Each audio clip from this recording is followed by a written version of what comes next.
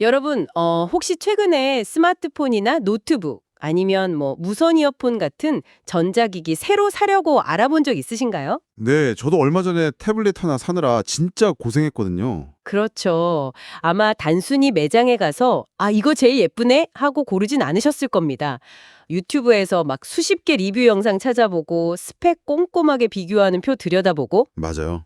IT 커뮤니티 들어가서 실제 사용자들 장단점 후기까지 싹 다 뒤져보잖아요. 네네. 우리는 그야말로 역사상 유례없는 약간 정보 과잉의 시대를 살고 있습니다. 손가락만 몇 번 움직이면 세상의 거의 모든 지식에 접근할 수 있으니까요. 그러니까 무언가를 모른다는 건 이제 변명이 아니라 선택이 된 시대인 거죠. 우리가 매일 소비하는 데이터의 양이 그 과거 르네상스 시대 학자들이 평생 습득한 지식보다 많다고 하거든요. 와, 진짜요? 네, 정보의 접근성이나 양으로만 따지면 우리는 모두 인류 역사상 가장 똑똑하고 합리적인 결정을 내릴 수 있는 조건을 완벽하게 갖추고 있는 셈입니다. 그런데 참 이상한 모순이 하나 있습니다. 그렇게 정보가 넘쳐나면 당연히 우리는 매일 더 나은 선택을 해야 하잖아요. 삶은 더 명확해져야 하고요. 이론상으로는 그렇죠. 하지만 현실은 전혀 다릅니다.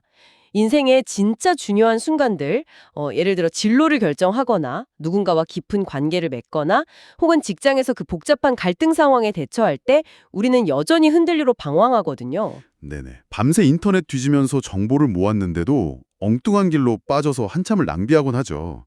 그리고 나면 우리는 늘 익숙한 결론으로 도피합니다. 내가 정보가 부족했어. 더 찾아봤어야 했는데. 다음번엔 기필코 더 완벽하게 알아봐야지. 이렇게 다짐하죠. 맞아요. 마치 더 많이 아는 것이 삶의 모든 문제를 해결해줄 만능 열쇠인 것처럼 굳게 믿는 겁니다. 사실 우리는 종종 실패의 원인을 데이터의 부족으로 돌리곤 하잖아요. 내 판단력의 문제가 아니라 그냥 인풋의 문제였다고 스스로 위안을 삼는 겁니다. 네, 변명하기에 딱 좋으니까요. 그런데 오늘 우리가 살펴볼 자료는 현대인들이 굳게 믿고 있는 그 전제, 즉 정보가 많을수록 지혜로워진다는 착각을 아주 근본적인 차원에서 뒤집어 버립니다. 네, 오늘 우리가 이 시간을 통해 깊이 탐구할 자료는 2026년 4월 26일 봉양교회 양영종 담임 목사님이 전하신 분별의 영을 부어주소서라는 제목의 설교문입니다. 본문은 신약성경의 골로새서 1장 9절에서 12절이고요. 네네. 이 텍스트가 비록 특정 종교의 신앙적 고백을 담고 있긴 하지만 그 안에는 오늘날 정보의 홍수 속에서 길을 잃은 우리 모두의 맹점을 찌르는 아주 날카로운 통찰이 담겨 있습니다. 맞습니다. 이 설교가 던지는 핵심 전제는 명확한데요. 우리의 진짜 문제는 인포메이션, 그러니까 내 정보가 부족해서가 아니라 그 쏟아지는 정보 속에서 진짜와 가짜, 본질과 껍데기를 가려내는 분별력 자체가 완전히 고장나 있다는 겁니다. 이 텍스트가 분별력의 문제를 다루는 방식이 굉장히 흥미롭거든요. 단순히 막 도덕적으로 깨어있으라는 식의 추상적인 권면이 아니에요. 구체적인 상황이 있나요? 네. 약 2000년 전 골로새 교회가 실제로 직면했던 아주 구체적인 위기 상황을 해부하면서 시작하거든요.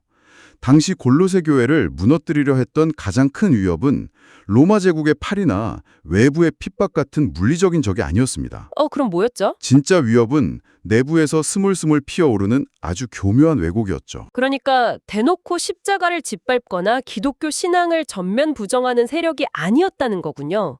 그렇다면 그 왜곡이라는 건 구체적으로 어떤 모습이었나요?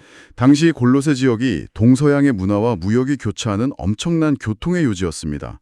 당연히 수많은 철학과 사상, 종교가 막 훈제해 있었겠죠. 네네, 정보가 넘쳐났겠네요. 그렇죠.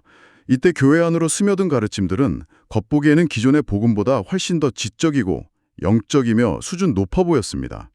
헬라 철학의 그 정교한 논리, 천사를 숭배하고 환상을 보는 신비주의, 그리고 엄격한 규칙과 금욕을 지켜야만 구원을 완성할 수 있다는 율법주의가 기독교 신앙과 아주 교묘하게 뒤섞인 겁니다. 그러니까 100%짜리 새빨간 거짓말이 아니었네요. 그렇습니다. 누군가 명백하고 터무니없는 거짓말을 하면 사람들은 즉각적으로 방어 기제를 작동시키잖아요. 에이, 말도 안 돼. 이러면서 쳐내죠. 맞아요. 하지만 90%의 익숙한 진리에 딱 10%의 치명적인 독을 섞어 놓으면 사람들은 그것이 자신을 더 깊은 진리로 인도하는 특별한 보약인 줄 알고 기꺼이 마시게 됩니다. 설교자는 완전히 다른 것보다 이 비슷하게 틀린 것이 영적으로 훨씬 더 치명적이라고 경고합니다. 와, 이 지점이 현대사회의 정보 생태계와 진짜 소름돋게 겹치네요. 이건 마치 최근에 사회적 문제가 되고 있는 그 딥페이크 기술과 똑같습니다. 딥페이크요. 아주 적절한 비유네요. 누군가의 얼굴을 조잡하게 합성해서 막 픽셀이 뭉개지고 가짜인 티가 팍팍 나는 영상이라면 우리는 그냥 코웃음 치고 넘깁니다. 그렇죠. 안 속죠. 그런데 AI가 목소리의 미세한 떨림, 억양, 얼굴 근육의 움직임까지 99% 완벽하게 진짜처럼 구현해내고 그 안에 단 1%의 악의적인 가짜 메시지를 심어놓으면 어떨까요? 꼼짝없이 당하는 거죠. 사람들은 의심 없이 속아 넘어갑니다. 비슷하게 틀린 것이 진짜 거짓말이라는 말이 확 와닿네요. 그래서 설교문은 2000년 전 골로새 교회의 상황을 현대로 끌어와서 오늘날 교회가 경계해야 할 그 비슷하게 틀린 것의 구체적인 예시들을 명시하고 있습니다. 설교 내용에 따르면 교회 밖의 타 종교나 무신론자들은 애초에 영적으로 분별하며 싸울 대상조차 아니라고 말하거든요. 아, 대놓고 다르니까요. 네. 진짜 경계해야 할 대상은 겉으로는 성경을 들고 기독교의 형태를 띠면서 본질을 왜곡하는 집단들입니다. 오늘 다루는 자료에서는 어떤 단체들을 구체적으로 언급하고 있나요? 저희는 설교의 내용을 있는 그대로 객관적으로 짚어보는 입장이니까 텍스트에 나온 예시들을 좀 정리해 주시죠. 네, 설교자는 한국교회 내부에서 이단으로 규정된 두 단체를 구체적인 경계 대상으로 꼽고 있습니다. 첫째는 이만희를 예수적 존재로 믿고 따르는 신천지입니다. 아, 뉴스에도 자주 나오죠. 네, 텍스트에 따르면 이들은 새 하늘과 새 땅이라는 성경적 용어를 그대로 사용하지만 그 교리의 끝이 완전히 다르다고 지적합니다. 둘째는 안상홍과 장길자를 각각 하늘아버지와 어머니로 모시는 하나님의 교회입니다. 네네. 이 두 단체 모두 기존 교회의 용어와 성경 구절을 적극적으로 인용하지만 복음의 핵심에서 벗어나 교회를 분열시키고 성도들을 미혹하는 현대판 비슷하게 틀린 것의 대표적인 실처로 명시되어 있습니다. 그렇다면 여기서 필연적으로 아주 실질적인 질문이 하나 생깁니다. 그런 미세하고 치명적인 1%의 조작, 비슷하게 틀린 가짜를 우리는 도대체 어떻게 걸러낼 수 있을까요? 그게 가장 어려운 숙제죠. 모든 정보를 끊임없이 의심하고 주변 사람들의 말에 팩트체크 태그를 달면서 살아야 할까요? 하지만 그런 방식은 우리를 극도의 피로감과 냉소주의로 몰아넣을 뿐이잖아요. 바울은 이 아슬아슬한 위기 상황에서 골로새 교인들에게 어떤 해결책을 제시했나요? 바울은 단순히 정신 바짝 차리고 의심하라고 막 다그치지 않았습니다. 본문인 골로새서 1장 9절에서 12절을 보면 바울이 교인들을 위해 기도하는 대목이 나오거든요. 기도요? 네, 여기서 바울은 분별력의 실체를 설명하기 위해 고대 그리스어, 즉 헬라어의 아주 독특한 단어들을 사용합니다. 이 설교의 묘미는 바로 이 단어들이 가진 미묘한 의미의 차이를 입체적으로 쫙 분해해서 보여주는 데 있습니다. 아, 그러니까 단순히 머리가 똑똑해지게 해주세요. 이런 게 아니었군요. 네, 바울이 구한 첫 번째 단어는 에피그노시스입니다. 한글 성경에는 아는 것으로 번역되어 있죠. 에피그노시스요? 네, 헬라어에서 일반적인 지식이나 정보를 뜻하는 단어는 그노시스거든요. 그런데 그 앞에 에피라는 접두사가 붙었어요.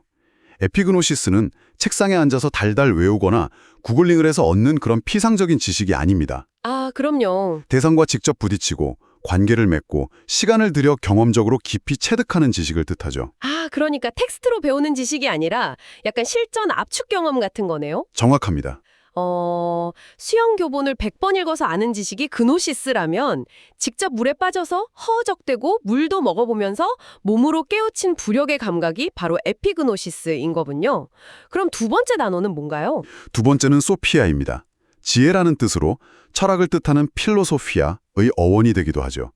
이 텍스트에서 소피아는 삶 전체를 조망하는 거시적인 렌즈를 의미합니다. 낀 렌즈요? 네, 당장 눈앞에 닥친 손익계산이나 순간의 감정에 휘둘리지 않고 이 사건이 내 인생 전체, 더 나아가 큰 섭리 안에서 어떤 의미를 가지는지 큰 그림을 그려낼 수 있는 능력이죠. 그러니까 숲을 보는 능력이네요. 세 번째 단어도 궁금해집니다. 세 번째는 슈네시스입니다. 총명으로 번역되는데요. 앞서 말한 소피아가 거시적 관점이라면 슈네시스는 아주 미시적이고 실천적인 관점입니다. 아, 숲을 봤으니 이제 나무를 볼 차례군요. 맞아요. 내가 현재 처한 구체적이고 복잡한 상황 속에서 수많은 변수들을 뚫고 지금 당장 무엇을 선택하는 것이 옳고 그른지를 재빠르게 판단해내는 날카로운 통찰력과 적용 능력을 뜻하죠. 에피그노시스, 소피아, 시네시스. 와, 고대 그리스어의 해상도가 진짜 놀라울 정도로 정교하네요. 그렇죠. 단어 하나하나가 묵직하죠. 이 세 가지를 현대의 직장 생활에 대입해보면 약간 이렇게 볼 수 있겠어요.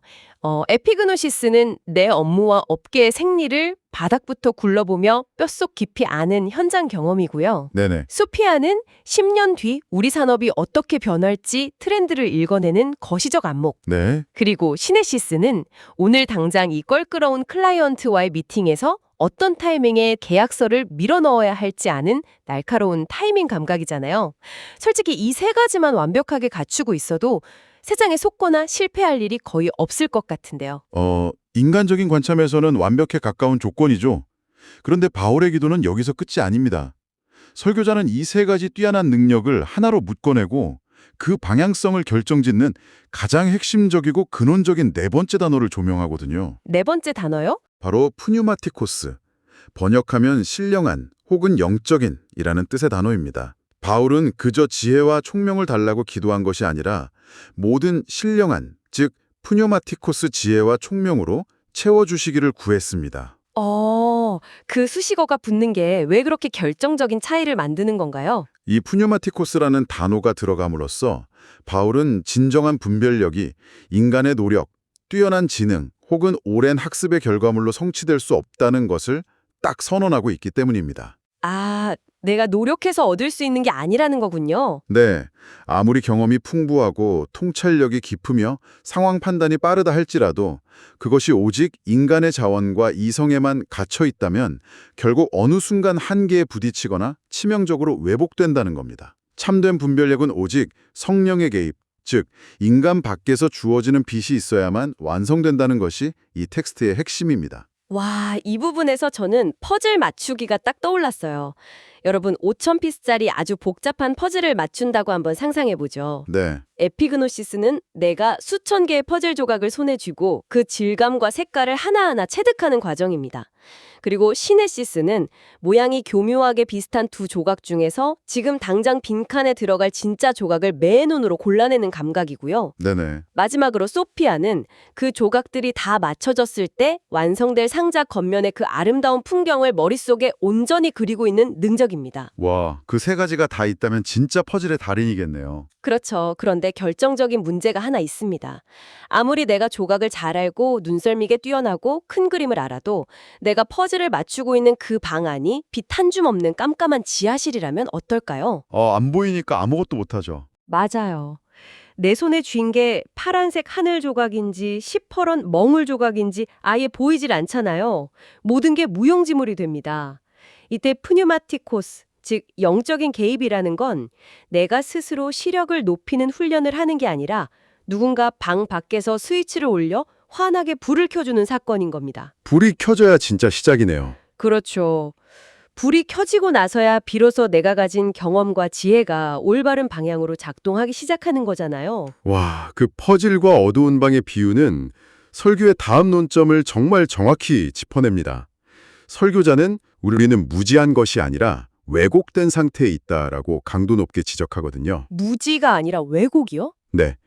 우리의 진짜 문제는 방이 어두운 줄도 모르고 내 시력이 고장난 줄도 모르면서 그저 손더듬이로 퍼즐 몇 개를 끼워 맞춘 뒤에 나는 세상을 아주 선명하고 정확하게 파악하고 있다라고 확신하는 그 오만함에 있다는 겁니다.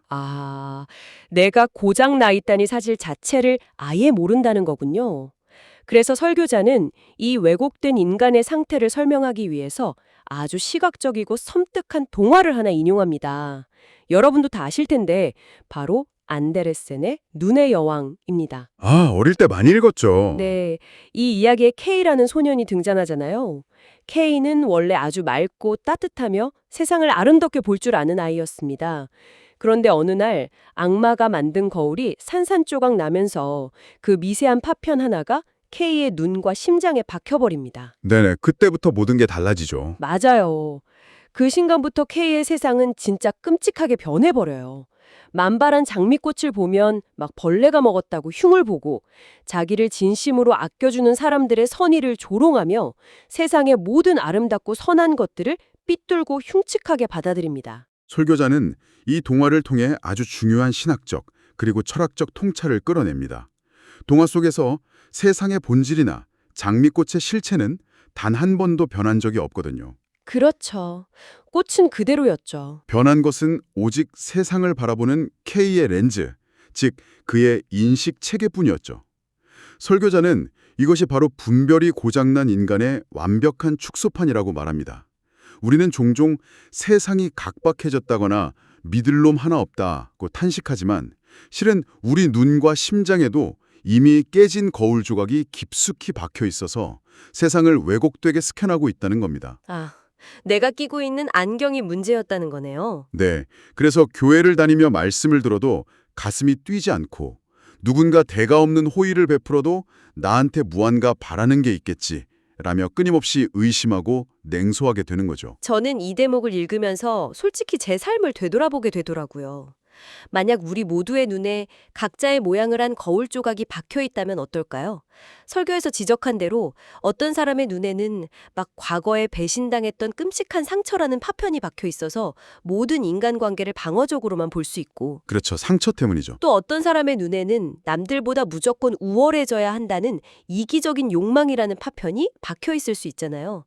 진짜 무서운 점은 그 파편이 내 눈의 각막에 완전히 밀착되어 있기 때문에 우리는 자신이 색안경을 끼고 있다는 사실 자체를 전혀 자각하지 못한다는 겁니다. 맞아요. 자각이 없다는 게 제일 무서운 겁니다. 외가 절대적으로 옳다고 굳게 믿고 있는 신념, 혹은 직장 동료를 향한 확고한 부정적 평가조차도 실은 내 눈에 박힌 파편이 만들어낸 환영일 수 있다는 건데, 그러니까 내가 철석같이 믿어온 나의 이성과 합리성이 사실은 철저히 고장난 나침반일 수 있다는 거잖아요. 우리는 이 끔찍한 편향에서 스스로 벗어날 수 있을까요? 그 절망적인 질문에 대해 이 텍스트는 기독교적 복음의 본질로 답을 제시합니다.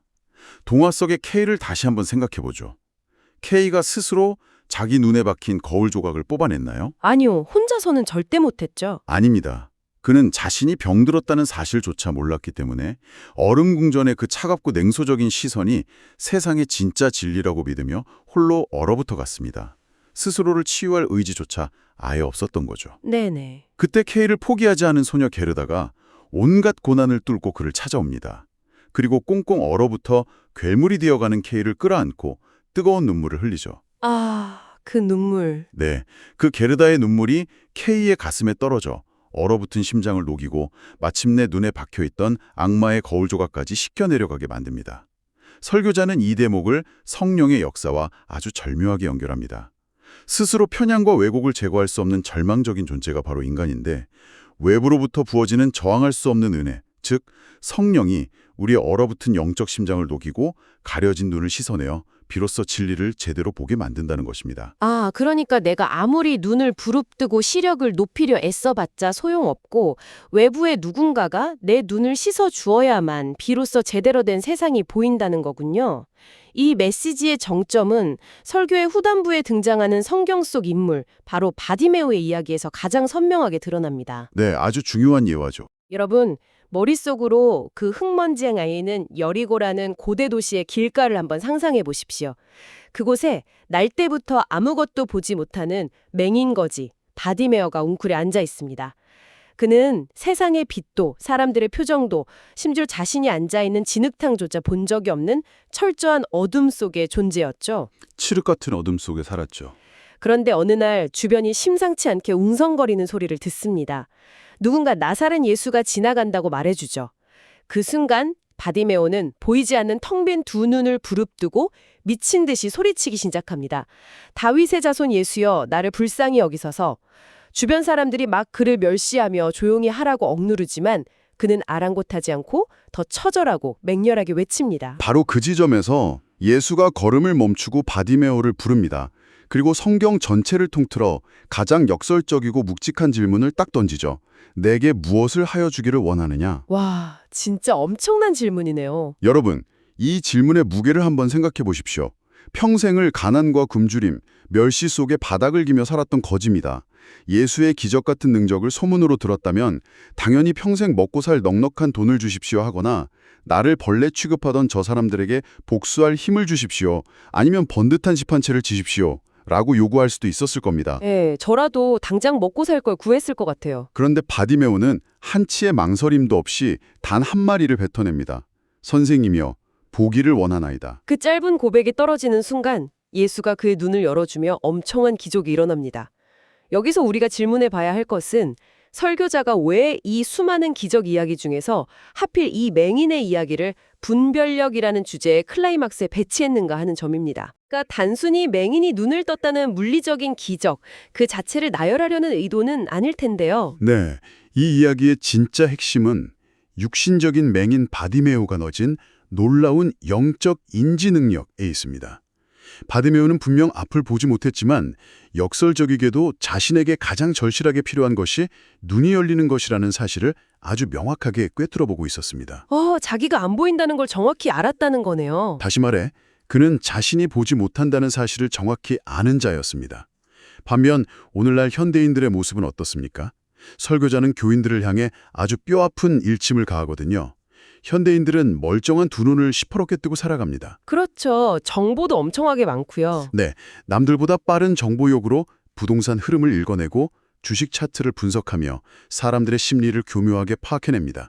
그래서 스스로 나는 세상 돌아가는 이치를 너무나 선명하게 잘 보고 있다고 오만하게 확신하죠.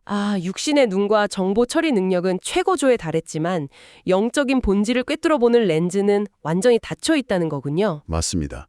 설교자는 이런 상태를 가리켜 보면서도 못 보는 자들이라고 명명합니다.